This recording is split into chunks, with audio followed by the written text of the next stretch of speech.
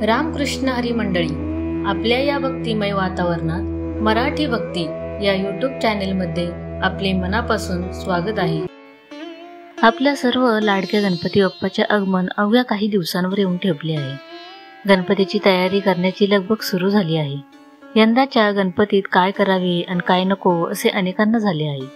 श्री गणेश चतुर्थी किंवा गणेशोत्सव हा मराठी महिन्यातील मोठा सण मानला जातो। देशाच्या बहुतांश भागात गणेशोत्सव हा जवळजवळ राष्ट्रीय महोत्सव म्हणून साजरा केला जातो। महाराष्ट्रात गणेशोत्सवाचे महत्त्व, महात्म्य आणि परंपरा अनन्यसाधारण आहे। गणपती आगमनाची वेळ आणि त्याबाबत काहींच्या मनात शंका असते। गणपती कधी आणावा, शास्त्र काय सांगते याबाबतच्या शंकेचे समाधान आज आपण करून घेणार आहोत। यंदा शनिवारी 7 सप्टेंबर रोजी श्री गणेश चतुर्थी आहे। या दिवसांपासून पुढील 10 दिवस अनंत चतुर्दशी पर्यंत गणेशोत्सव साजरा केला जाणार आहे। भाद्रपदातील श्री गणेश चतुर्थीला पार्थिव गणपती पूजन करण्याची परंपरा शेकडो वर्षापासून सुरू आहे।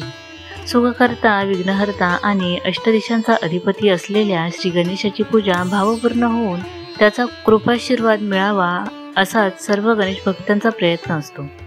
श्री गणेश चतुर्थी व्रत हे सिद्धिविनायक व्रत या नावाने ओळखले जाते।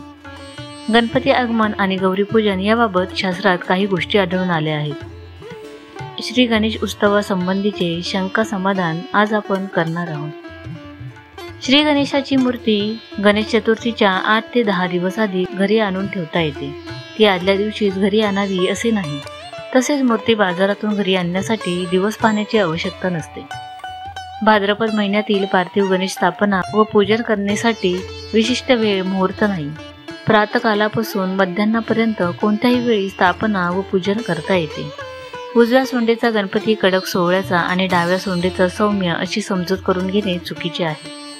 भाद्रपद शुद्ध चतुर्थी दिवशी श्री गणेश स्थापना पूजन करणे शक्य झाले नसल्यास त्यानंतर करू नये। एखाद्या वर्षी लोप झालेला चालेल। घरामध्ये गर्भवती स्त्री असताना गणेश मूर्तीचे विसर्जन करता येते। अशा वेळेस मूर्ती विसर्जन न करण्याची रूढी गैरसमजुतीमुळे आहे। प्राणप्रतिष्ठा करून बसवलेली मूर्ती उत्तर पूजा करून देवाऱ्यातून खाली काढतात व तिचे पाण्यात विसर्जन करतात। वाहत्या पाण्यामध्ये विसर्जन करावे असे नसून पाण्यात विसर्जन करावे असे आहे। त्यामुळे तलावात किंवा स्वतंत्र टँकमध्ये तसेच घरी मोठ्या बादलीमध्ये पाण्यात सुद्धा विसर्जन करता येते।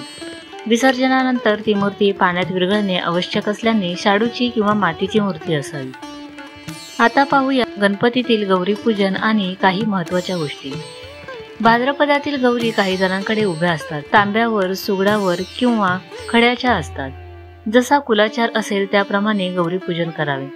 भाद्रपद महिन्यात अनुराधा नक्षत्रावर गौरीचे आवाहन करून ज्येष्ठा नक्षत्राच्या दिवशी गौरीपूजन केले जाते आणि मूळ नक्षत्रावर विसर्जन करता येते। अनेकांकडे गौरीपुढे नैवेद्य दाखवून तो दिवसभर ठेवून दुसऱ्या दिवशी खाण्याची प्रथा आहे। पण ताट तसेच ठेवून दुसऱ्या दिवशी प्रसाद घेणे योग्य वाटत नाही। कारण कोणत्याही देवतेला नैवेद्य समर्पण केल्याबरोबर त्या देवतेने नैवेद्य स्वीकारलेलाच असतो आणि त्यानंतर लगेच प्रसाद म्हणून तो आपण घेऊ शकतो। प्रथेप्रमाणे, परंपरेप्रमाणे आपल्याला कुळाचार, कुळधर्माप्रमाणे गणपती आगमन, पूजन, गौरी आवाहन, पूजन करावे असे सांगितले जाते। व्हिडिओ आवडल्यास चॅनलला सबस्क्राईब करा, लाईक करा आणि शेअर करा। धन्यवाद।